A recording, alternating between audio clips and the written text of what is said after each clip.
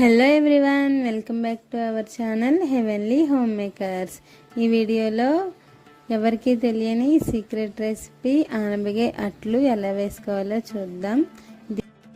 లేతగా ఉన్న ఆనపకాయని తీసుకొని తొక్కలతో సహా ముక్కలుగా కోసుకోవాలి. రేషన్ బియ్యం లేదా దోశలకు వేసుకునే బియ్యం తీసుకొని నైట్ అంతా నానబెట్టుకొని పక్కన ఉంచుకోవాలి.